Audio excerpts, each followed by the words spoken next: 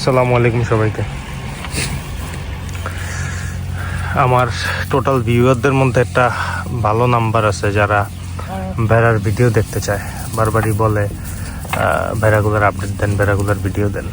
একটা দুঃখজনক বিষয় হচ্ছে আমরা আমাদের ভেড়ার যে চরণভূমি, এই জায়গাটার মধ্যেও ঘাসের সিরিয়াস লেভেলের ক্রাইসিস চলতেছে। সিরিয়াস লেভেলের মানে হইলো কমপ্লিটলি ঘাস নেই। হ্যাঁ, তো এই জায়গাটার মধ্যে ওরা চরে, রাস্তাগুলোর মধ্যে, এই যে এই রাস্তাগুলোর মধ্যে পুরো একদম গরুর মধ্যে যে রাস্তাটা প্লাস এই জায়গাটা পুরাটা, ওই বাকি বেড়াগুলোর দৌড়ান দিয়ে জায়গায় পাঠা দিও। হ্যাঁ, তো এই জায়গাগুলোর মধ্যে ওরা চরে বেসিক্যালি।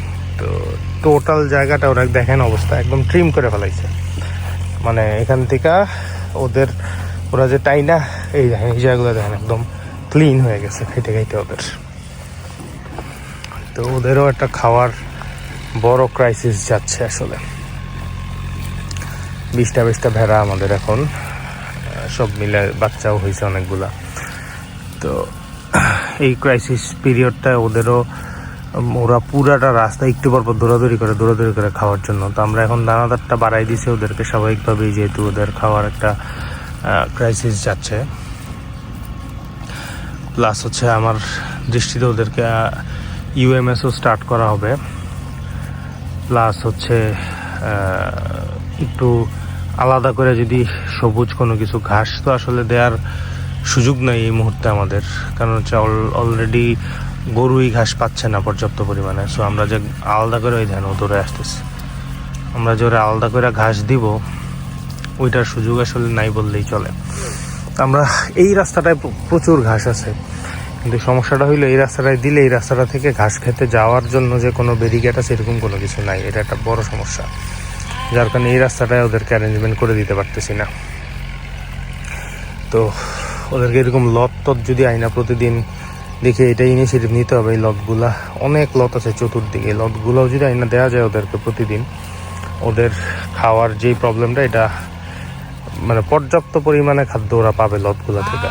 একবেলা আইনা দিলে একবার করে কাইটা যদি পুরে আইনা দেওয়া যায়, তাহলে ওদের মোটামুটি আর কোনো ধরনের কোনো আলাদা করে ঘাসের যেই নিটটা সেটা আর থাকবে না। সো এই জিনিসটা সামহাও এনশিওর করতে হবে আমাদের, তাইলে ওদের খাওয়ার চাহিদাটা মোটামুটি একটা পোর্শন খাওয়ার চাহিদা ওদের ফুলফিল হবে। প্লাস যে সকালের দানাদারটা যদি আর একটু বাড়ায় দেওয়া যায়, তাইলে ওদের সবগুলোরই মাসাল্লাহ পেট ভরা থাকবে। ভেড়ার বিষয়টা হচ্ছে ভেড়া কিন্তু সারাদিন খায় মাসাল্লাহ, যতক্ষণ থাকবে রাস্তায় হাঁটবে আর চাবাইতে থাকবে। সো এই জিনিসটা শীতকালটা আসলে, শীতকাল না শুধু এই সামনে চৈত্র মাসটা আসবে, মানে যখন একদম ওয়াটার ক্রাইসিস একদম সবচেয়ে বেশি থাকবে, চতুর্দিক শুষ্ক হয়ে যাবে, তখন ওদের ক্রাইসিসটা আরও বাড়ে। এই যে মাসাল্লাহ আমাদের এই ইয়েটা আমাদের হয়েছে ধানের খেরের পালাটা, বিশাল পালা হয়েছে। এটা মজার জিনিস দেখাই, এই খেরগুলোর মধ্যে তো ধান থাকে, এগুলো তো আসলে মেশিনে নেওয়া ধান। এদের মুরগিগুলো দেখেন, এই যে এগুলো সব এই যে উপরে এটা ধান খুঁজে এই জায়গায়।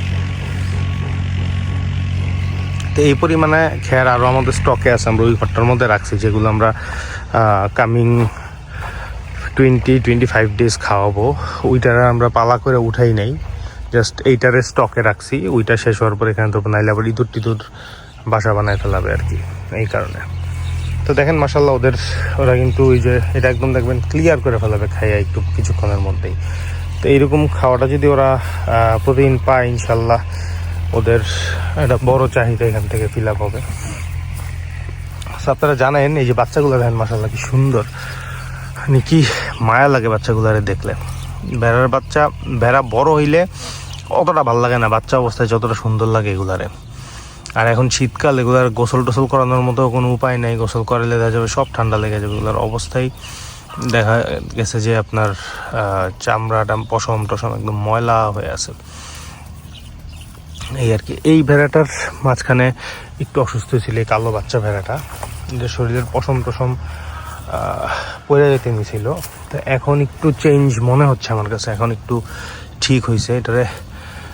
এটা কিসের থেকে আমি জানি না, আমরা মাঝখানটারে জিঙ্ক সবগুলারই জিঙ্কের কোর্স করানো হয়েছে, আমরা সবগুলাকেই জিঙ্ক করাই।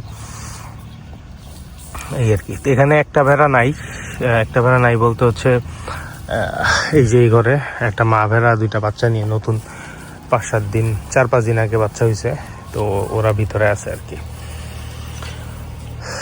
এই আর কি ওভারঅল ভেড়ার সিনারিও। আমাদের পুরানো ব্যাচের কিছু বাচ্চা, একটা লাস্ট টাইম আমি যখন আসছিলাম 20-21 দিন আগে, একটা ভেড়া মিসক্যারেজ করছিল মনে 2 মাস 2.5 মাস, ওইটা প্রথমবার মনে হয়, খুব সম্ভবত এই বাচ্চাটা।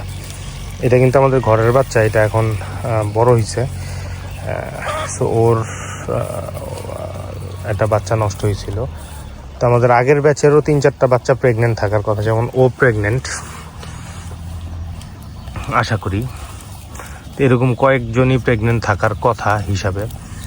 তো এগুলো আসলে যেহেতু আমরা আমাদের এখানে সবাই ওপেন একসাথে থাকে, মেল ফিমেলগুলা, তো আমরা ওইভাবে কোনটা কনসিভ করছে বা কোনটা বাচ্চা হবে ওইভাবে আসলে আমরা ক্যালকুলেট করতে পারি না। আমরা একটা অ্যাজাম্পশনের মধ্যে রাখি। আমাদের একটা সিজন ছিল, যেমন 2 মাস আগে সিজনটা ছিল, পুরানো যেই 5টা মা ভেড়া আছে প্রথম ব্যাচের, ওইগুলা ওই সময়টা একসাথে বাচ্চা দেয় আর কি। তো সবগুলাই বাচ্চা দিয়ে দিছে। দেন এই ভেড়াটার পাটা একটু বাঁকা, এই ভেড়াটা মারামারি করতে যেয়ে পাটা ভেঙে গেছিল। তো এখন পাটা, হাড্ডিটা জোড়া লাগছে, বাট পাটা একটু বাঁকা রয়ে গেছে। এই যে দেখেন, যে এই পাশের পাটা, এই পাটা, এই যে দেখেন বাঁকা, এটা ফিমেল। তো এই আর কি ওভারঅল ভেড়ার আপডেট। আপনারা অনেকেই ভেড়ার ব্যাপারে জানতে চান আমাদের কাছে, তো আপডেটটা দেয়া আর কি আসলে। আর আমিও টাইম টু টাইম এগুলোর ভিডিও করি, অ্যাটলিস্ট আমার আমি আমার আপডেটগুলো আমার মতো করে রাখি আসলে, কখন কি অবস্থায় ছিল। এটা এবারে সবচেয়ে বড় পাঠা এখন পর্যন্ত। এগুলো ইনশাল্লাহ কোরবানিতে বিক্রি হবে। 4টা পাঠা আছে, তো 3-4টা হয়তো ইনশাল্লাহ আমরা বিক্রি করবো, আমাদের ইচ্ছা আছে। এই আর কি। তো ওভারঅল ভেড়ার ভিডিও এইটুকু রইল। দেখেন ওরা কিন্তু মাশাল্লাহ খাইয়া শেষ করে, ইন বিটুইন খায়া কিন্তু শেষ করে ফেলাইছে ওরা। তো এই জিনিসটা ইনশিওর করা গেল ওদের পেট ঠিকঠাক থাকবে আর কি। তো এইটাই আমরা মেক শিওর করার চেষ্টা করবো যে ওরা পর্যাপ্ত খাওয়াটা পাইছে। তো যাই হোক, শেষ করে দিই ভিডিওটা, লম্বা না করি। আসসালামু আলাইকুম।